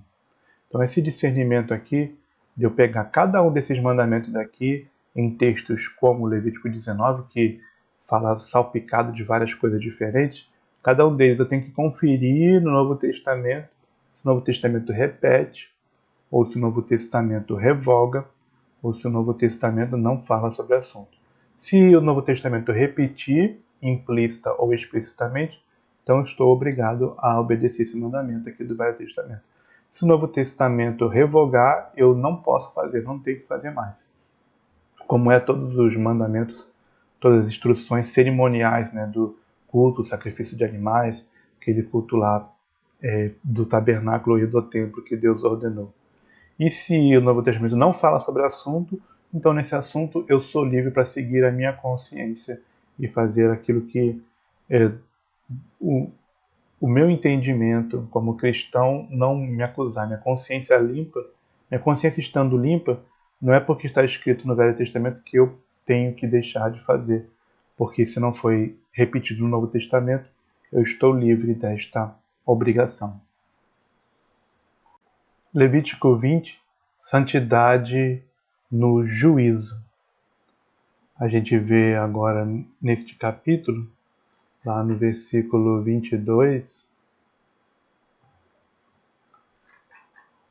ele se referindo ao guardar não só os estatutos, mas também os juízos. O que ele quer dizer quando fala guardar os juízos de Deus que Israel deveria fazer, né? Juízos são os castigos contra os crimes. São as penalizações contra todos os males que são feitos naquela sociedade que deveriam ser publicamente penalizados.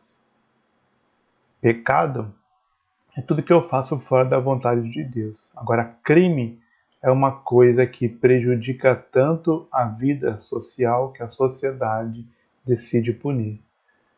No caso de Israel, no caso do Antigo Testamento, aquela nação que Deus criou, ela teria os seus juízos, as suas penalidades para os seus crimes estipuladas por Deus. E a sua definição do que é um crime, ou seja, daquilo que a sociedade deve punir, ela também estaria incluída aqui na lei de Deus em textos como esse de Levítico 20, que vai falar dos juízos de Deus, ou seja, das penalidades que Israel deveria infringir para os criminosos, depois que eles fossem julgados e condenados. É claro que isso aqui não é sem critério nenhum. Conforme a gente lê lá em Deuteronômio 19:15, esses crimes precisam ter testemunhas. Deuteronômio 19:15, uma só testemunha contra alguém não se levantará por qualquer iniquidade ou por qualquer pecado, seja qual for o pecado que cometeu. Pela boca de 2 testemunhas ou pela boca de 3 testemunhas se estabelecerá o fato. Inclusive a gente, olhando para essas leis de juízo, das penalidades que Israel infligia aos crimes que Deus prescreveu que deviam ser punidos socialmente, a gente vê bastante severidade, né? Nós vemos muita pena de morte para coisas que nós hoje acharemos que não merecem pena de morte. A gente vê uma lei dura. Porém aqui em Deuteronômio 19:15, a gente vê o que a gente chama hoje de garantismo, de garantir ou de procurar garantir, né, ao máximo dentro da limitação do que um ser humano é capaz de fazer, de promover a justiça nessa questão da punição dos criminosos, porque não poderia ser punido nenhum crime que não tivesse no mínimo 2 testemunhas oculares. Então, o fato se estabelece ou 2 ou 3 testemunhas, pessoas que viram a pessoa cometendo aquele ato. E aí que ela é levada ao julgamento. E aí é sendo considerada culpada seria executada a sua pena. A gente, em Levítico 20, a gente aprende, então, quais são os crimes que Deus queria que Israel punisse dessa forma mais enfática, né? De uma forma mais... de não deixar passar em branco, de não deixar sem uma punição social. Né? A gente está aqui em coisas que Deus considerou que iriam prejudicar o andamento daquela sociedade se fossem deixadas impunes. Então elas precisavam ser julgadas, condenadas e ter uma penalidade ali explícita naquela sociedade. A gente é informado, então, se a gente for conferir em Levítico, quais são os crimes que merecem punição. E todos eles estão aqui como pena de morte. Seria o sacrificar o próprio filho, no versículo 2, dada a sua descendência a Moloque. Amaldiçoar pai e mãe, no versículo 19, pena de morte para quem amaldiçoar pai e mãe. Cometer os atos de incesto, né, que a gente leu em Levítico 18, também teria pena de morte sobre aqueles atos de incesto. Praticar homossexualismo teria pena de morte ali em Israel. Praticar a zoofilia também teria pena de morte em Israel. Praticar adivinhação, consultar os mortos, Levítico 27, teria pena de morte também. A gente, ao aprender sobre esta severidade de Deus naquela sociedade, a gente deve ser novamente lembrado de que isso está dentro do contexto da teocracia, que tem a função de ensinar ao mundo o quanto Deus é santo.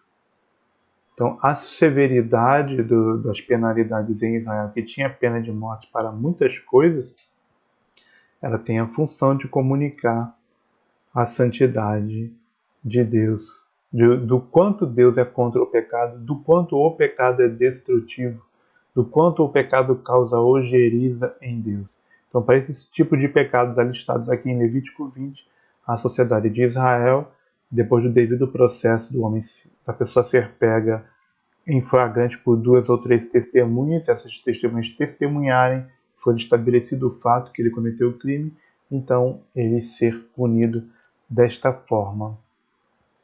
Nós já tínhamos falado e vamos enfatizar novamente que no Novo Testamento nós não temos esse regramento de como deve funcionar a sociedade repetido, porque ele tem um propósito de impregnar as nações com os valores do reino, onde eu trabalho individualmente, ao invés de eu criar uma nação que comunica a santidade de Deus, né, através também da sua organização política, da sua organização econômica, da sua organização social. Eu tenho indivíduos no Novo Testamento que comunicam os valores de Deus dentro de diversas nações. Somos enviados a fazer discípulos dentro das nações. Então, a diversidade política e cultural das nações vai se refletir inevitavelmente nessa diversidade aqui, uma diferença em relação à justiça destas nações, ou como ela pune os crimes.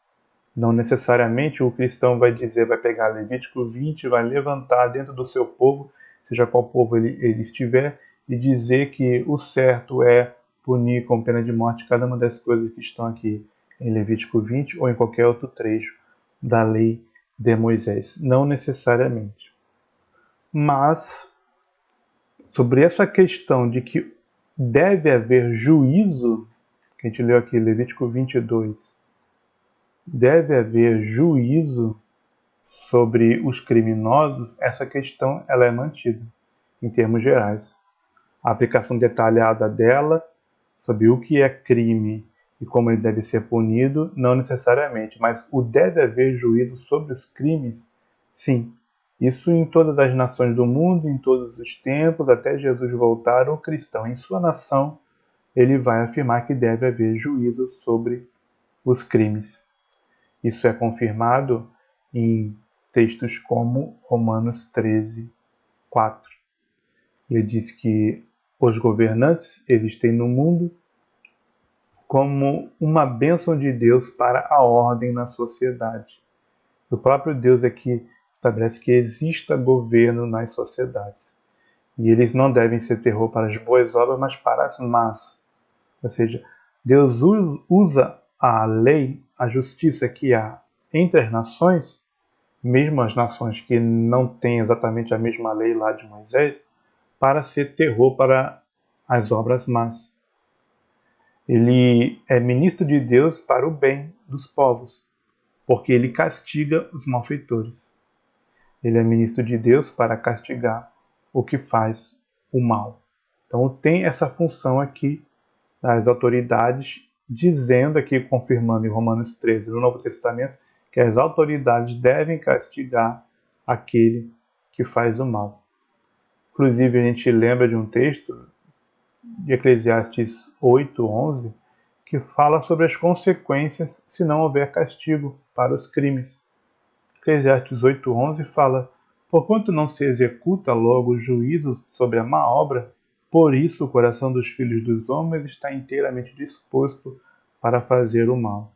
Então, se não houver juízo sobre os crimes, os homens vão ficar cada vez mais maus e descontrolados e vão fazer com avidez o mal.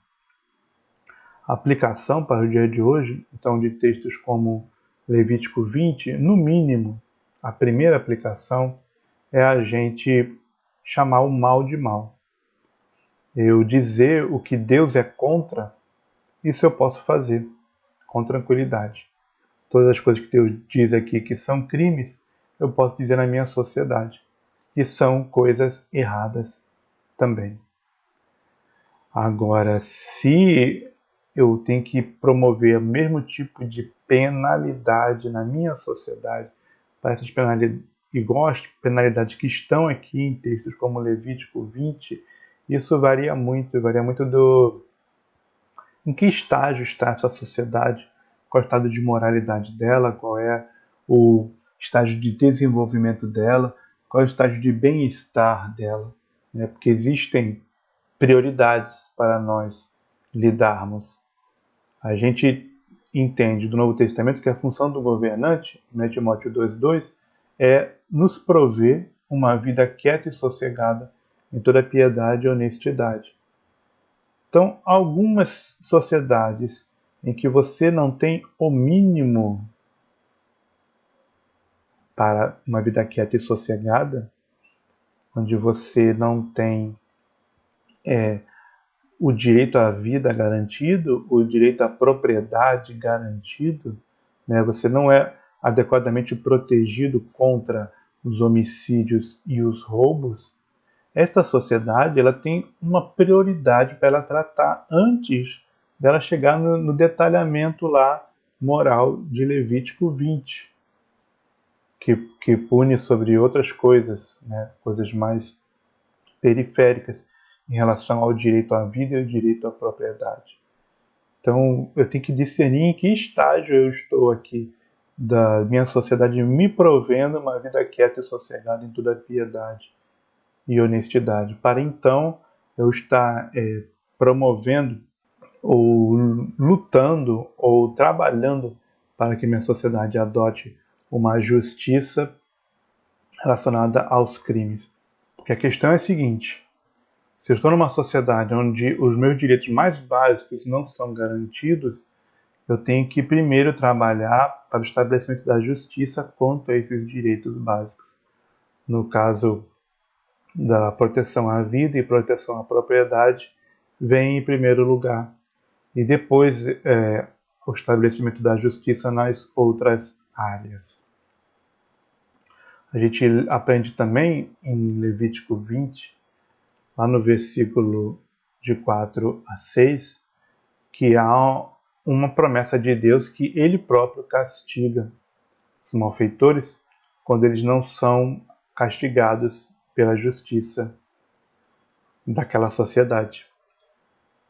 Levítico 4 a 6. Se o povo da terra de alguma maneira escondeu seus olhos daquele homem, quando der da sua descendência a Moloque, para não matar, então eu porei a minha face contra aquele homem, contra a sua família, e eu o extirparei do meio de seu povo, bem como a todos que forem após ele, prostituindo-se com Moloque. Então, Deus faria, na sua providência, com que o malfeitor fosse castigado, se a sociedade for omissa, ou se ela se reinar nessa sociedade a impunidade contra os crimes. Né? É um ditado, agora sim, um ditado certo, né?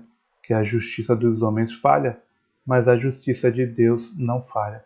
Isso é coerente com o que está dito aqui em Levítico de 4 a 6, que o próprio Deus vai pôr a sua face contra esses criminosos. A gente lê sobre isso em Gálatas 6, 7. Não erreis. Deus não se deixa escarnecer, porque tudo que o homem semear, isso também se fará. Deus fará em vida os homens colherem aquilo que eles plantaram, mesmo se falhar a justiça da sociedade em dar um castigo adequado. E a gente lê também em Romanos 1, 27 e 28, esse mesmo princípio do castigo providencial de Deus.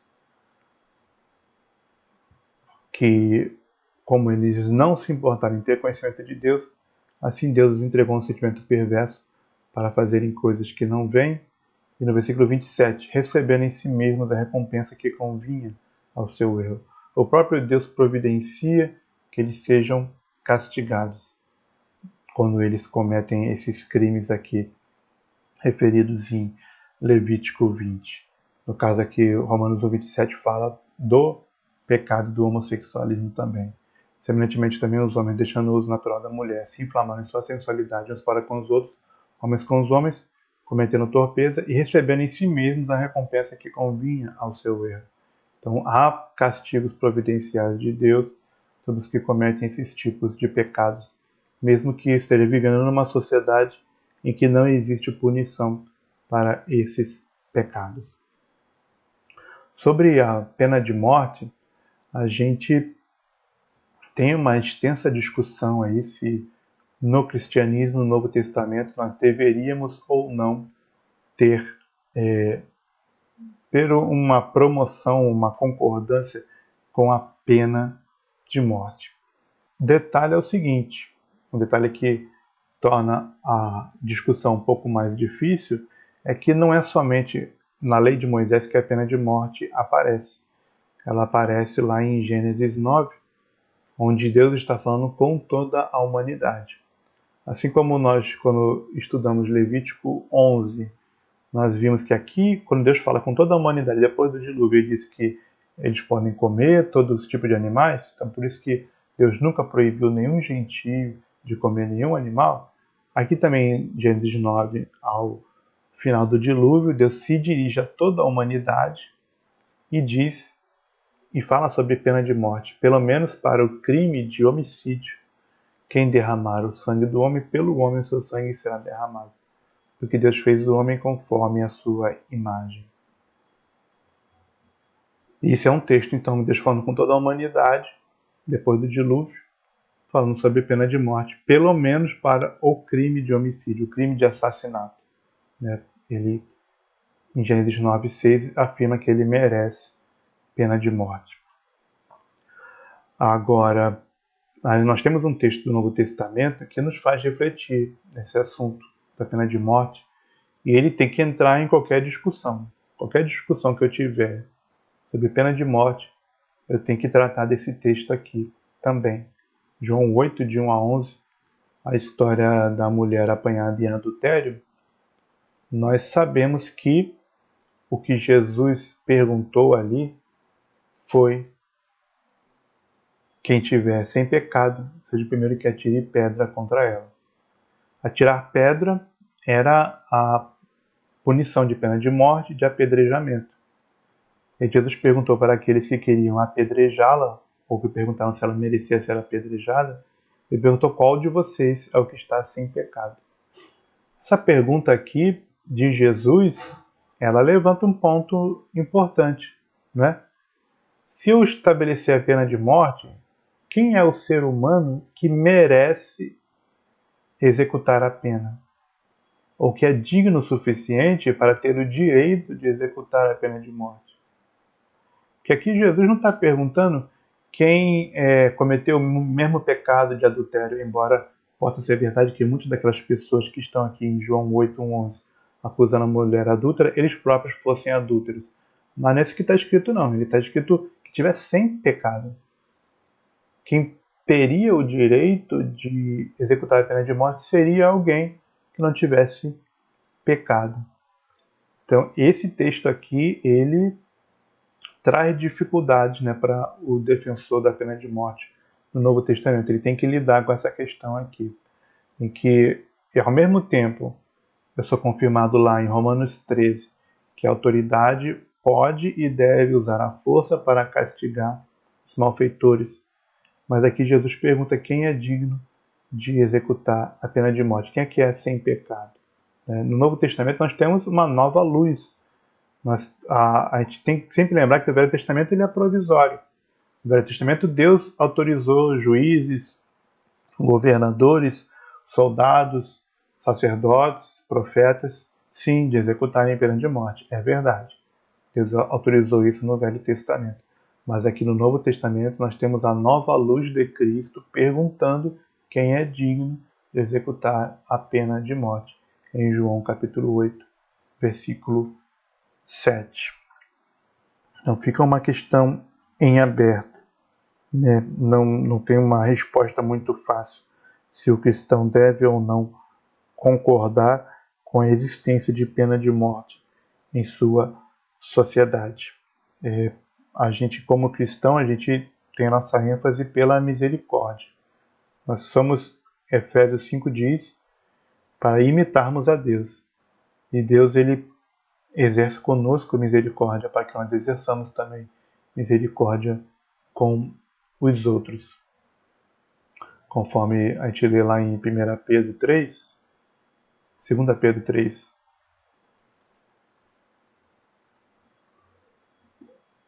Deus é longânimo para conosco, não querendo que alguns se percam, senão que todos venham a arrepender-se. Então, se eu sou imitador de Deus, conforme Efésios 5, e 2 Pedro 3 diz que Deus espera com paciência que todos venham a arrepender-se, talvez isso aqui aplicado à questão da penalidade dos criminosos possa justificar um tipo de penalidade em que ele ainda tem tempo de se arrepender. Tá? Mas é uma discussão bem complexa que não nesta lição de hoje nós não poderemos fechar o assunto. Mas a gente tem aí esses argumentos aí contra a pena de morte. De João 8, da pergunta de Jesus sobre quem é digno de aplicar a pena de morte e se eu não deveria ser paciente e misericordioso como Deus, dando a todos a oportunidade de se arrependerem, mesmo que tenham cometido crimes graves.